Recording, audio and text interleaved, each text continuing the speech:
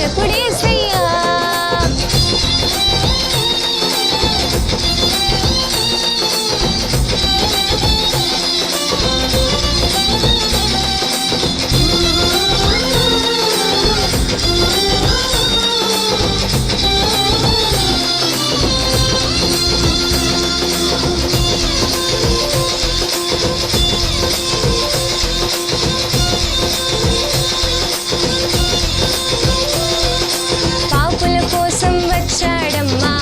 రూపిగా మారాడమ్మా, ప్రేమను పంచే పావనుడోయమ్మా. పాపుల కోసం వచ్చాడమ్మా, మనిషి రూపిగా మారాడమ్మా, ప్రేమను పంచే పావనుడోయమ్మా.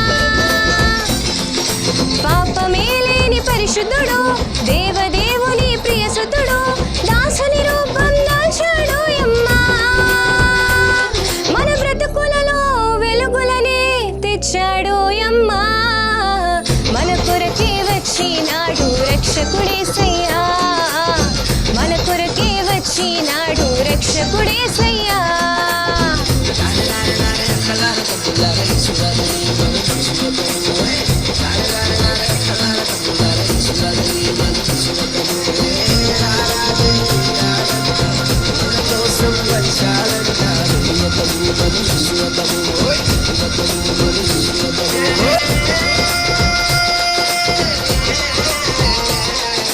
వేదన బాధలు ఇక లేవమ్మా, పాపపు దాస్యం పోయిందమ్మా, రక్షకుడే యేసు వచ్చాడోయమ్మా. వేదన బాధలు ఇక లేవమ్మా, పాపపు దాస్యం పోయిందమ్మా, రక్షకుడే యేసు వచ్చాడోయమ్మా. హృదయమంతా నిండే ఆనందమే, సంబరాలు చేసే ఈ జగమే, ఆడి పాడుకొని ఆడదమోయమ్మా. మనసారా యేసురాజునే కొలిచెదమోయమ్మా. మన కొరకే వచ్చినాడు రక్షకుడేసయ్యా, మన కొరకే వచ్చినాడు రక్షకుడేసయ్యా.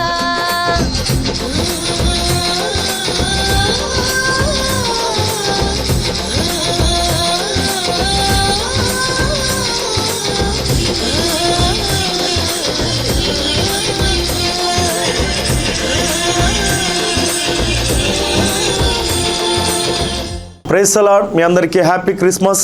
ఈ రోజున క్రిస్మస్ పండుగ ఎంతో ఘనంగా మహిమకరంగా, దేవునికి మహిమకరంగా ప్రపంచమంతా కూడా జరుపుకుంటూ ఉన్నారు. కనుక మీ అందరితో ఈ విధంగా క్రిస్మస్ పండుగ దినమున ఈ యొక్క గాస్పల్ టీవీ ద్వారా మిమ్మల్ని అందరినీ కలుసుకోవడానికి, దేవుని యొక్క వాక్యాన్ని అందించడానికి ప్రభు చూపుతున్న కృపను బట్టి దేవునికి మహిమ కలుగునుగాక. దేవునికి స్తోత్రం. ఈ సమయంలో ప్రార్థన చేసుకొని దేవుని యొక్క వాక్యాన్ని విందాం. జీవంగల మా యేసయ్య, నీకు వందనాలు, స్తోత్రాలు చెల్లిస్తున్నాను తండ్రి. మీ జీవంగల వాక్యము చేత మమ్మల్ని అందరినీ దర్శించండి, మాతో మాట్లాడండి, మాకు ఉపదేశం చేయండి, మేము నడవలసిన మార్గాన్ని మాకు బోధించమని, ఈ క్రిస్మస్ దినమున ప్రజలందరికీ మహా సంతోషం, మహానందమును దయచేయమని యేసుక్రీస్తు నామములో ఈ ప్రార్థన అడుగుతున్నాము తండ్రి. ఆమెన్. Praise the lord. మన ప్రభు అయిన యేసుక్రీస్తు నామములో మీ అందరికీ మరొకసారి వందనాలు తెలియజేస్తా ఉన్నాను. లూకా సువార్త 2వ అధ్యాయము 10-11 వచనాలు మనం చదువుకుంటే, అయితే ఆ దూత, భయపడకుడి, ఇదిగో ప్రజలందరికీ కలగబో మహాసంతోషకరమైన సువార్తమానం నేను మీకు తెలియజేయుచున్నాను. దావీదు పట్టణమందు నేడు రక్షకుడు మీ కొరకు పుట్టి ఉన్నాడు, ఈయన ప్రభు అయిన క్రీస్తు. చూడండి, ఇక్కడ దేవుని యొక్క వాక్యంలో మనం చూస్తూ ఉన్నాం. దేవుని దూత పరలోకం నుండి దిగివచ్చి గొర్రెల కాపరులతో పలికిన మాట మనము చదువుకున్నాం. దేవుని యొక్క వాక్యం వింటున్న ప్రియమైన దేవుని బిడ్డలారా, చూడండి, యూదయ దేశంలోని బెత్లెహేములో కొందరు గొర్రెల కాపరులు పొలంలో ఉండి తమ మందను కాచుకొని చుండగా పరలోకం నుండి దేవదూత ఆ గొర్రెల కాపరుల యొద్దకు పంపబడింది. చూడండి, అప్పుడు వారి చుట్టూ దేవుని యొక్క మహిమ ప్రకాశించింది, గొప్ప వెలుగు వారి చుట్టూ కమ్ముకుంది. అప్పుడు వారు భయపడిపోతూ ఉన్నారు. ఇదిగో ఇంత పెద్ద గొప్ప వెలుగు వచ్చేసిందని వాళ్ళు భయపడిపోతూ ఉంటే ఆ దేవుని దూత చెప్తున్న మాట ఏంటంటే, భయపడకండి అని చెప్పింది. చూడండి, ఈ రోజున ప్రేమైన దేవుని బిడ్డలారా, భయపడకండి అని చెప్పి ఏం చెప్తా ఉందంటే, ఇదిగో ప్రజలందరికీ కలగబో మహాసంతోషకరమైన సువార్తమానం నేను మీకు తెలియజేయుచున్నాను. అని చెప్తా ఉంది. ప్రజలందరికీ మహా సంతోషకరమైన సువార్తమానం. చూడండి, ప్రజలందరికీ సంతోషం కలిగించే ఒక శుభవర్తమానంను దేవదూత ప్రపంచానికి, లోకానికి తీసుకుని వచ్చింది. ఆ గొర్రెల కాపరులకు ఆ విషయాన్ని చెప్తా ఉంది. ప్రియమైన దేవుని బిడ్డలారా, ఏంటి ఆ విషయం అంటే, దావీదు పట్టణమందు నేడు రక్షకుడు మీ కొరకు పుట్టి ఉన్నాడు. చూడండి, ఇక్కడ దేవదూత చెప్తున్న మాట ఏంటంటే, దావీదు పట్టణమందు అనగా యూదయ దేశంలోని బెత్లెహేములో ఆ యొక్క యేసుక్రీస్తు యొక్క జననమును గురించి ఇక్కడ పలుకుతా ఉంది. చూడండి, దావీదు పట్టణమందు నేడు రక్షకుడు మీ కొరకు పుట్టి ఉన్నాడు. క్రిస్మస్ పండుగ అనేది చూడండి యేసుక్రీస్తు యొక్క జననమును గురించి తెలియజేస్తూ ఉంది. దేవుని యొక్క దూత చెప్తా ఉంది, మీ కొరకు రక్షకుడు జన్మించాడు అని గొర్రెల కాపర్లకు తెలియజేస్తూ ఉంది. ప్రియమైన దేవుని బిడ్డలారా, ఈ రోజున చూడండి క్రిస్మస్ పండుగను ప్రపంచమంతా సంతోషంగా జరుపుకోవడం గల కారణం ఏంటంటే, ప్రపంచమంతరి కొరకు చూడండి ప్రజలందరి కొరకు రక్షకుడు ఉదయించాడు. చూడండి, ఆ రక్షకుడు చేసిన పని ఏంటి అని దేవుని యొక్క వాక్యంలో మనం చూస్తే, చూడండి ఆయన మరి ఎక్కడ జన్మించాడు, ఏం చేశాడు అని దేవుని యొక్క వాక్యంలో మనం గమనించినట్లయితే, ఆయన పశువుల పాకలో జన్మించినట్టుగా ఈ 2వ అధ్యాయం లూకాసు వార్త 2వ అధ్యాయము 7వ వచనంలో రాయబడతా ఉంది. తన తొలుచూలు కుమారుని కని పొత్తిగుడ్డలతో చుట్టి సత్రములో వారికి స్థలము లేనందున ఆయన్ను పశువుల తొట్టిలో పరుండబెట్టాను. చూడండి, యేసుక్రీస్తు ఎవరికి జన్మించాడంటే, కన్యక అయిన మరియకు యేసు ప్రభు జన్మించాడు. ఈ కన్యక అయిన మరియ ఎవరు అంటే, యోసేపు అనే వ్యక్తికి ప్రదానం చేయబడింది. చూడండి, ప్రదానం చేయబడింది కానీ ఇంకా వివాహం కాలేదు. దేవుని యొక్క వాక్యంలో మనం చూస్తే చూడండి, వివాహం కాలేని ఈ కన్యక గర్భములో యేసుక్రీస్తు ఈ లోకంలో జన్మించాడు. వాక్యంలో మనం గమనించినట్లయితే ఇక్కడ లూకాసు వార్త 1వ అధ్యాయము 26వ వచనం చూస్తే, 6వ నెలలో గాబ్రియేలును దేవదూత గలిలయలోని నజరేతను ఊరిలో దావీదు వంశస్థుడైన యోసేపనికి పురుషునికి ప్రదానం చేయబడిన కన్యక యొద్దకు దేవుని చేత పంపబడెను. ఈమె చాలా భక్తిపరురాలు, దేవుని యందు భక్తి కలిగిన స్త్రీ అని మనకు కనబడతా ఉంది. ఈమె యొద్దకు దేవుని దూత వచ్చి చెప్పిన మాట ఏంటంటే, ఆ దూత లోపలికి వచ్చి ఆమెను చూచి, దయాప్రాప్తురాల నీకు శుభము అనే మాట పలికింది. దయాప్రాప్తురాల నీకు శుభము, ప్రభు నీకు తోడై ఉన్నాడనే మాట చెప్తా ఉంది. చూడండి, ఈమె కన్యక, ఇంకా వివాహం కాలేదు. అయితే ఆమెతో దేవదూత చెప్తున్న మాట ఏంటంటే, దయాప్రాప్తురాల నీకు శుభము అనే మాట చెప్పింది. ఈ శుభవచనం ఏంటని ఆమె బహుగా తొందరపడిపోతూ ఉంది. చూడండి, భయపడిపోతూ ఉంది.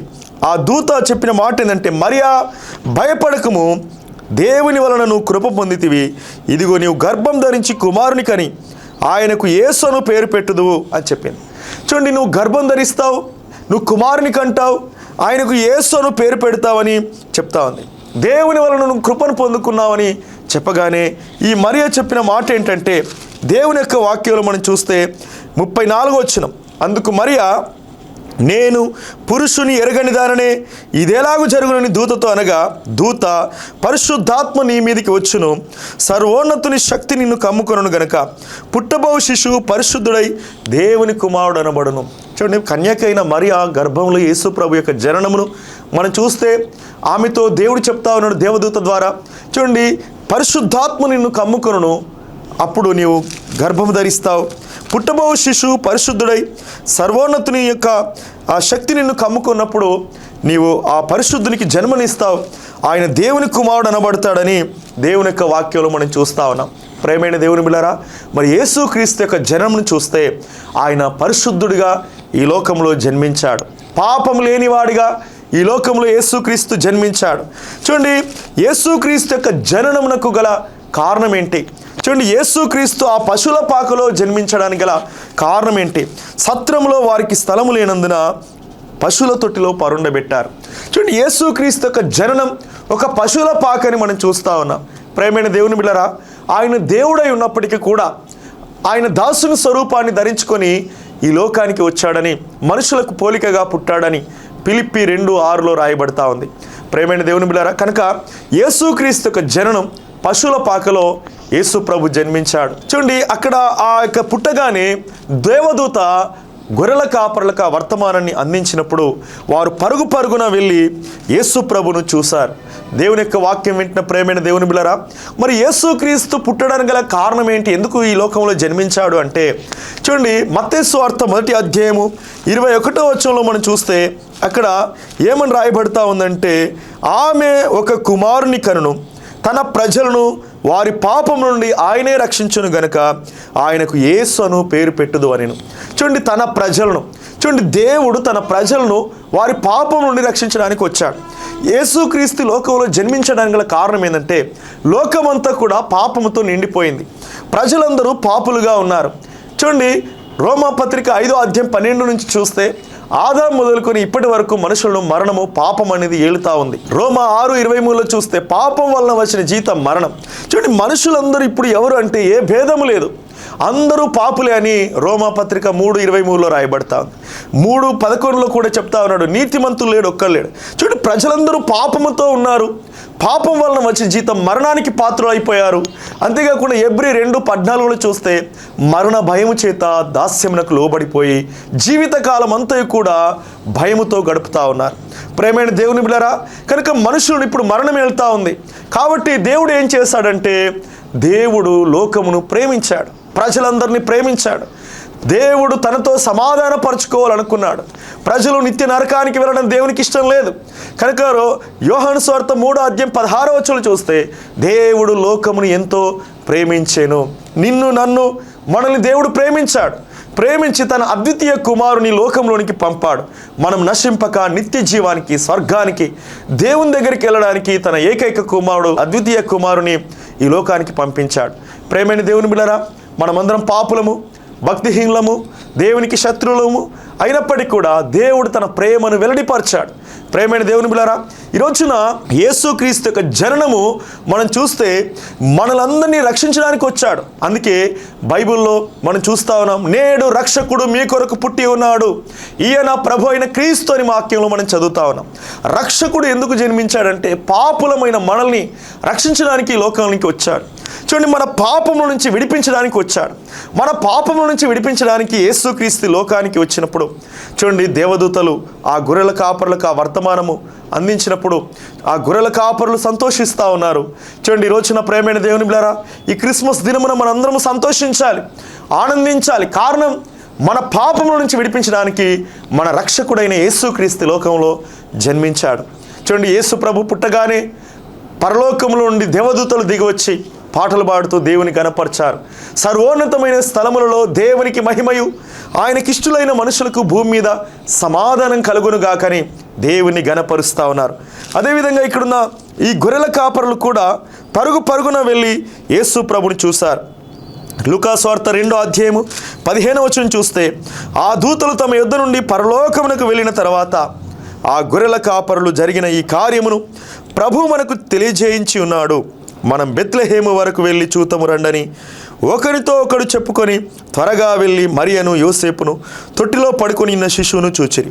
వారు చూచి ఆ శిశువుని గురించి తమతో చెప్పబడిన మాటలు ప్రచురము చేసిరి. చూడండి, ఇక్కడ దేవుని యొక్క వాక్యం వింటున్న ప్రేమైన దేవుని బిడ్డలారా, క్రిస్మస్లో మనం నేర్చుకోవాల్సింది ఏంటంటే, ఆ గొర్రెల కాపరులు యేసును చూసి చూడండి ప్రభుని ఆరాధించి, చూడండి వారు యేసు ప్రభుని గురించి తెలియజేసిన ఆ సమాచారాన్ని ప్రజలందరికీ కూడా ప్రచురం చేసినట్టుగా దేవుని యొక్క వాక్యంలో మనం చూస్తూ ఉన్నాం. చూడండి, మనం కూడా ఏం చేయాలంటే, యేసు ప్రభుని గురించి మనం తెలుసుకున్నాం కనుక చూడండి, ప్రజలు ఇంకా ఎంతోమంది యేసు ప్రభు గురించి తెలియని వాళ్ళు ఎంతోమంది ఉన్నారు. కాబట్టి యేసు ప్రభుని గురించి, ఆయన రక్షకుడని మనమందరం కూడా జనములలో ప్రచురించాలి. చూడండి, ఆయన గుణాతిశయములను ప్రచురం చేయడానికే యేసుక్రీస్తు మనలందరినీ కూడా రక్షించుకున్నాడు. ప్రేమైన దేవుని బిడ్డలారా, యేసుక్రీస్తు లోకానికి వచ్చి ఏం చేశాడని మనం చూస్తే చూడండి, కలువరి శిలువలో యేసుక్రీస్తు మన కొరకు చనిపోయాడు. చూడండి, యేసు ప్రభు రక్తం చిందించాడు. దేవుని యొక్క వాక్యంలో మనం చూస్తే 1 యోహాను 1వ అధ్యాయం 7వ వచనంలో, యేసు రక్తము ప్రతి పాపం నుండి మనల్ని పవిత్రులుగా చేయను. యేసుక్రీస్తు లోకానికి వచ్చి మన పాపముల కొరకు సిలువ వేయబడ్డాడు, రక్తం చిందించాడు. ఆయన కాళ్ళలో, చేతుల్లో మేకులు కొట్టబడ్డాయి. ఆయన తలకు ముళ్ళ కిరీటం పెట్టారు, ప్రక్కలో బల్లెపోటు పొడిచారు. చూడండి, యేసుక్రీస్తు లోకానికి వచ్చి ఏం చేశాడంటే, మనందరి పాపముల కొరకు, మన అతిక్రమ క్రియలను బట్టి ఆయన గాయపరచబడ్డాడని యెషయా గ్రంథం 53:4-5లో మనం చూస్తాం. ఆయన గాయపరచబడ్డాడు, మన దోషాలను బట్టి నలగొట్టబడ్డాడు. చూడండి, ఆయన కొరడా దెబ్బలు తిన్నాడు, ఆయన సిలువ వేయబడ్డాడు, రక్తం చిందించాడు. యేసు మన పాపముల కొరకు ఆయన మ్రాను మీద వ్రేలాడాడు. చూడండి, లోక పాప భారమును మోసుకొని పోయాడు. యేసుక్రీస్తు ద్వారా పాప క్షమాపణ, విమోచన కలిగింది. యేసు రక్తంలో మనకు పాప క్షమాపణ కలిగింది. ప్రేమైన దేవుని బిడ్డలారా, అందుకే యేసుక్రీస్తు ఎవరు అంటే లోక రక్షకుడు. ప్రజలందరికీ మహా సంతోషకరమైన సువార్తమానం ఈ రోజున ఏంటంటే రక్షకుడు మనకు జన్మించాడు, అనగా పాపుల రక్షకుడు. 1 తిమోతి 1:15 చూస్తే పాపులు రక్షించుటకు క్రీస్తు యేసు లోకమునకు వచ్చెను అని వాక్యం చెప్తా ఉంది. పాపులమైన మనల్ని రక్షించడానికి యేసుక్రీస్తు లోకానికి వచ్చాడు. ప్రేమైన దేవుని బిడ్డలారా, ఈరోజు మీరు వాక్యం వింటున్నారు. చూడండి, యేసుక్రీస్తు లోకానికి ఎందుకు వచ్చాడు అని మనం చూస్తే ప్రజలందరి కొరకు వచ్చాడు. యేసుక్రీస్తు అందరికీ ప్రభు, ఆయన దేవుడు. చూడండి, ఆ దేవుడు మనుష్య రూపాన్ని దాల్చుకొని మనుషుల పోలికగా పుట్టి మనుషులందరి పాపముల కొరకు కలువరి శిలువలో చనిపోయాడు. ప్రేమైన దేవుని బిడ్డలారా, కనుక యేసుక్రీస్తు జననము ఎప్పుడైతే జరిగిందో ఆకాశములో ఒక నక్షత్రం ఉదయించింది. చూడండి, ఆ నక్షత్రాన్ని తూర్పు దేశపు జ్ఞానులు చూసి వారు అత్యానంద భరితులైపోయారు. మత్తయి సువార్త 2వ అధ్యాయంలో మనం చూస్తే 9, 10, 11 వచనాలు చదువుదాం. వారు ఆ రాజు మాట విని బయలుదేరిపోవచ్చుండగా ఇదిగో తూర్పు దేశమున వారు చూచిన నక్షత్రము ఆ శిశువు ఉండిన చోటికి మీదుగా వచ్చి నిలిచి వరకు వారికి ముందుగా నడిచెను. వారు ఆ నక్షత్రమును చూచి అత్యానంద భరితులై ఇంటిలోనికి వచ్చి తల్లి అయిన మరియను ఆ శిశువును చూచి సాగిలపడి ఆయన పూజించి తమ పెట్టెలు విప్పి బంగారమును, సాంబ్రాన్ని, బోలమును కానుకలుగా ఆయనకు సమర్పించారు. చూడండి, ఇక్కడ యేసు ప్రభు జన్మించినప్పుడు ఆకాశంలో ఒక నక్షత్రం ఉదయించింది. ప్రేమైన దేవుని బిడ్డలారా, చూడండి, ఆ నక్షత్రము చూసి ఇదిగో అన్వేషించారు జ్ఞానులు. ఇదిగో యూదుల రాజుగా పుట్టినవాడు ఎక్కడ ఉన్నాడని బయలుదేరి వెళ్ళారు. చూడండి, అక్కడ ఆ యూదయ దేశపు రాజు అయిన హేరోదు రాజు ఇంటికి అంతఃపురంలోనికి వెళ్ళారు. అక్కడ అడిగారు, చూడండి, యూదుల రాజుగా పుట్టినవాడు ఎక్కడ ఉన్నాడని అడిగారు. కానీ యేసు ప్రభు అంతఃపురంలో జన్మించలేదు, కానీ ఒక పశువుల పాకలో మన కొరకు జన్మించాడు. చూడండి, ఆ నక్షత్రము ఎక్కడికి నడిపించింది ఆ జ్ఞానులను అంటే, చూడండి, సరాసరి యేసు ఉన్న ఇంట్లోనికి, యేసు ప్రభు ఉన్న ఇంట్లోనికి ఆ జ్ఞానులను నడిపించింది. ప్రేమైన దేవుని బిడ్డలారా, ఈ నక్షత్రము ఇప్పుడు ఎవరు అంటే రక్షింపబడిన ప్రతి ఒక్కరూ ఒక నక్షత్రంగా దేవుడు చూస్తూ ఉన్నాడు.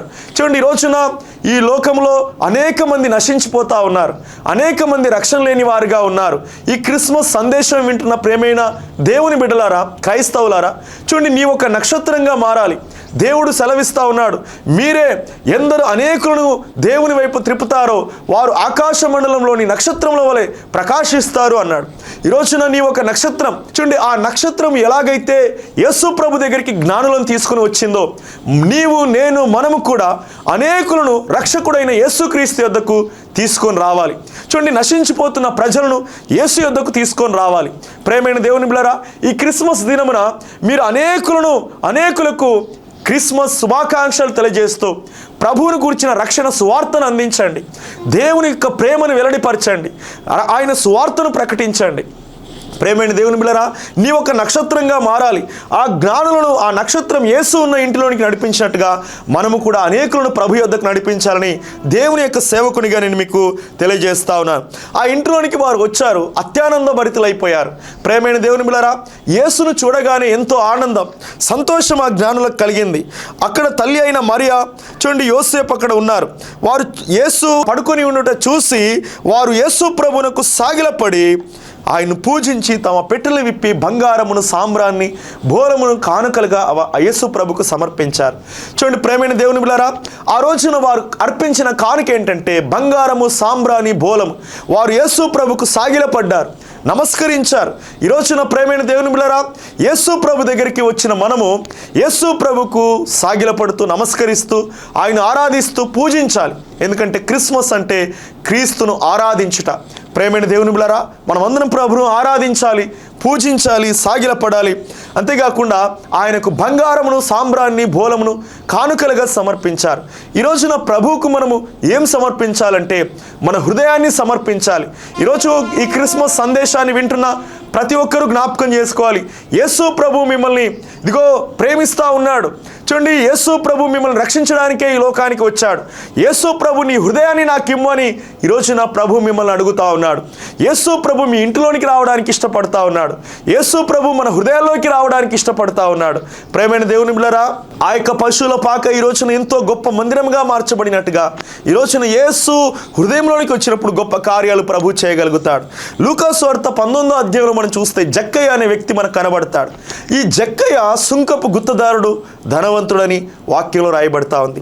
చూడండి, ఆ జక్కయ్య పొట్టివాడైనందున, జనులు గుంపు కూడి ఉండినందున యేసును చూడాలని ఆశ ఉంది కానీ చూడలేకపోయాడంట. కనుక ఏం చేశాడంటే, ఆయన జనులు గుంపు కూడి ఉన్నందున, పొట్టివాడైనందున ఒక చెట్టు ఎక్కి యేసు ప్రభుని చూడాలనుకున్నాడు. చూడండి, యేసు ప్రభు అది చూశాడు. చూసి జక్కయ్య త్వరగా దిగు అన్నాడు. చూడండి, సంతోషంతో చెట్టు దిగాడు. జక్కయ్యతో ప్రభు అయిన యేసుక్రీస్తు అన్నాడు, నేడు నేను నీ ఇంట ఉండవలసి ఉన్నదన్నాడు. చూడండి ప్రేమైన దేవుని బిడ్డలారా, యేసు ప్రభు ఆ ఇంట్లోనికి వెళ్ళడానికి సంతోషంగా ఇష్టపడ్డాడు. యేసు ప్రభుని మీరు చూడాలని ఆశపడితే యేసు ప్రభు మీ ఇంట్లోనికి వస్తాడు.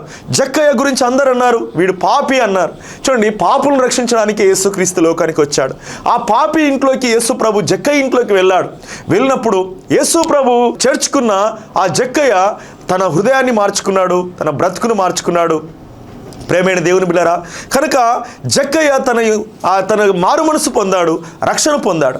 ప్రేమైన దేవుని బిడ్డలారా, యేసు ప్రభు చెప్పిన మాట ఏంటంటే, నేడు ఈ ఇంటికి రక్షణ వచ్చి ఉన్నది అని చెప్పాడు. ప్రేమైన దేవుని బిడ్డలారా, చూడండి, జక్కయ్య యేసును చూడాలనుకున్నప్పుడు యేసు ఆ ఇంట్లోనికి వెళ్ళాడు, ఆ ఇంటికి రక్షణ వచ్చి ఉన్నది.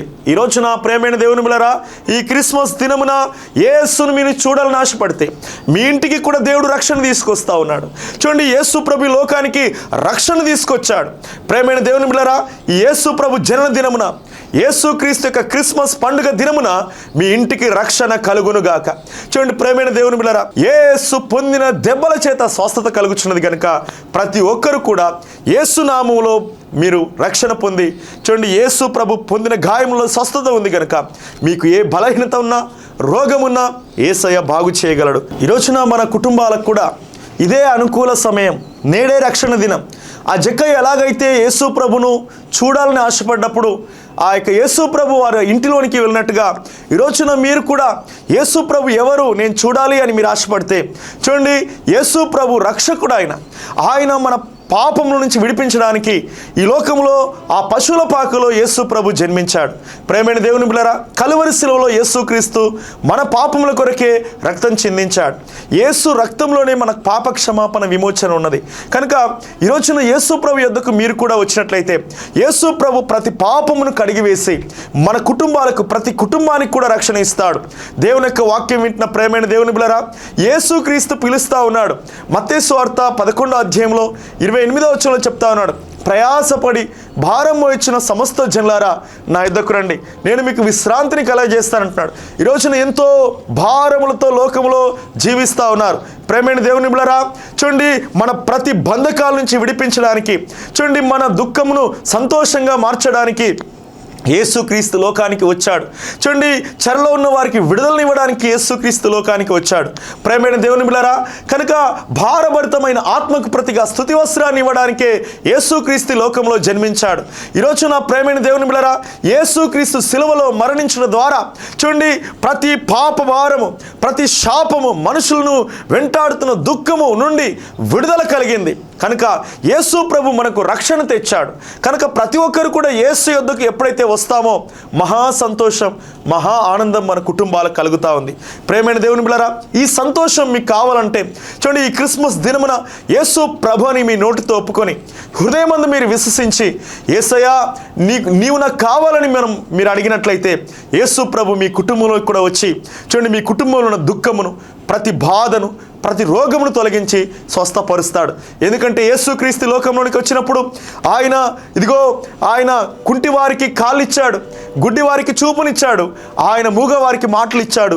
యేసు ప్రభు మాట ద్వారా దయ్యములను వెళ్ళగొట్టాడు, రోగులందరినీ స్వస్థపరిచాడు. ఆయన మాట ద్వారా సముద్రము లోబడింది, గాలి తుఫాను అణిగిపోయింది. ప్రేమైన దేవుని బిడ్డలారా, యేసయ్య మాటలో శక్తి ఉంది. యేసయ్య సజీవుడు. ఆయన చనిపోయి 3వ దినమున తిరిగి లేచాడు. యేసుక్రీస్తు యొక్క సమాధి ఇప్పటి వరకు తెరవబడి ఉంది. ప్రేమైన దేవుని బిడ్డలారా, కనుక యేసు యొద్దకు ఎప్పుడైతే మనం వస్తామో, దేవుని యొక్క వాక్యంలో యోహాను సువార్త 11 దేవుని యొక్క వాక్యంలో మనం చూస్తే 25లో పునరుత్థానమును జీవమును నేనే, నాయందు విశ్వాసం ఉంచిన వాడు చనిపోయినను బ్రతుకును, బ్రతికిన ఆయనదు విశ్వాసం ఉంచేవాడు ఎన్నటికీ చనిపోడు అంటున్నాడు. కనుక యేసుక్రీస్తే పునరుత్థానం అనగా ఒక వ్యక్తి స్వర్గానికి వెళ్ళాలి అంటే యేసు ప్రభువే మార్గమని యోహాను 14:6లో రాయబడుతుంది. కనుక యేసు ప్రభువును మనం నమ్ముకున్నట్లయితే ఆయన మనకు పరలోకాన్ని అనుగ్రహిస్తాడు. ఆయన మనకు నిత్య జీవాన్ని అనుగ్రహిస్తాడు. ప్రేమైన దేవుని బిడ్డలారా, మీ ప్రతి వ్యాధి నుంచి మిమ్మల్ని విడిపిస్తాడు, స్వస్థపరుస్తాడు. కనుక మీ కుటుంబాల్లో యేసు ప్రభు నామం నందు విశ్వాసం ఉంచండి. ఈ క్రిస్మస్ దినమున మీ కుటుంబాల్లో యేసు ఉదయించునుగాక, మీ హృదయాల్లో యేసు ఉదయించునుగాక. ఆయన ఎక్కడికైతే వెళ్తున్నాడో, ఏ స్థలానికైతే వెళ్తున్నాడో అక్కడ శాంతి కలుగుతుంది, నెమ్మది కలుగుతుంది, సమాధానం కలుగుతుంది. ఎందుకంటే యేసుక్రీస్తు శాంతికి రాజు, సమాధానపు రాజు అని వాక్యం రాయబడతా ఉంది. కనుక మీ కుటుంబాలకు కూడా సమాధానము, శాంతి కలుగునుగాక. దేవుడు మీ కుటుంబాలను ఆశీర్వదించునుగాక. చిన్న ప్రార్థన, అందరి కళ్ళు మూసుకుందాం. జీవంగల మా యేసయ్య, నీకు వందనాలు, స్తోత్రాలు తండ్రి. మీ వాక్యం విన్న బిడ్డలందరినీ ఆశీర్వదించండి. ఈ క్రిస్మస్ దినమున ప్రభువా, మహా సంతోషకరమైన శుభవర్తమానాన్ని మేము విన్నాము తండ్రి, నీకు స్తోత్రాలు. అవును తండ్రి, ఇదిగో ప్రజలందరికీ మహా సంతోషకరమైన సువార్తమానం. దావీదు పట్టణమందు నేడు రక్షకుడు మీ కొరకు పుట్టి ఉన్నాడని దేవదూత ప్రకటిస్తున్నది ప్రభ. అవును తండ్రి, అయ్యా ఈ రోజున ఈ వాక్యం వింటున్న ప్రతి ఇంటిలో క్రిస్మస్ సంతోషం, మహానందం కలుగునుగాక. అయ్యా ప్రతి ఇంటిలో మీరు కూడా జన్మించండి, ప్రతి హృదయంలో మీరు అయ్యా జన్మించండి. అయ్యా ప్రతి కుటుంబంలో సంతోషాన్ని దయచేయండి, ప్రతి కుటుంబాన్ని ఆశీర్వదించండి, దీవించుమని, అయ్యా స్వస్థపరచుమని యేసుక్రీస్తు నామములో ఈ ప్రార్థన అడుగుతున్నాము తండ్రి, ఆమెన్. Praise the lord. దేవునికి మహిమ కలుగునుగాక. Happy Christmas. మీ అందరు కూడా ఈ క్రిస్మస్ దినమును సంతోషంగా సంబరాలతో జరుపుకోవాలని మనస్ఫూర్తిగా ఆశిస్తున్నాను. దేవుడు మీ కుటుంబాలను దీవించి ఆశీర్వదించునుగాక. The living Christ church Brahmanapalli వారు సమర్పించు క్రీస్తు ప్రత్యక్షతను మా యొక్క సందేశాలు వింటున్న మీ అందరికీ వందనాలు. ఈ క్రిస్మస్ దినమున మేమందరం కూడా క్రిస్మస్ శుభాకాంక్షలు తెలియజేస్తా ఉన్నాం. దేవుడు మీ కుటుంబాలను ఆశీర్వదించునుగాక. ఈ సందేశాన్ని అందించిన వారు సహోదరులు గోడ లివింగ్స్టన్ గారు, అదేవిధంగా ఇవాంజెలిన్ సిస్టరు, వారి కుటుంబస్తులు, వారి పిల్లలు ఈ కార్యక్రమాన్ని స్పాన్సర్ చేశారు. వారి కుటుంబాన్ని దేవుడు దీవించి ఆశీర్వదించునుగాక. వారి కొరకు చిన్న ప్రార్థన. జీవంగల మా యేసయ్య, నీకు వందనాలు, స్తోత్రాలు తండ్రి. ఈ కార్యక్రమాన్ని స్పాన్సర్ చేసిన అయ్యా లివింగ్స్టన్ ఇవాంజెలిన్ సిస్టర్ కుటుంబాన్ని మీరు దీవించి ఆశీర్వదించండి. మీ కృపాక్షేమములు దయచేయమని యేసుక్రీస్తు నామములో ఈ ప్రార్థన అడుగుతున్నాము తండ్రి, ఆమెన్. Praise the lord. ఇంకా మీరు బలపడినట్లయితే ఇలాగా అనేక కార్యక్రమాలు దేవుని యొక్క వాక్యాన్ని అందించడానికి మా కొరకు ప్రార్థించండి. దేవుడు మీ కుటుంబాలను దీవించి ఆశీర్వదించునుగాక. Amen. Thank you. God bless you.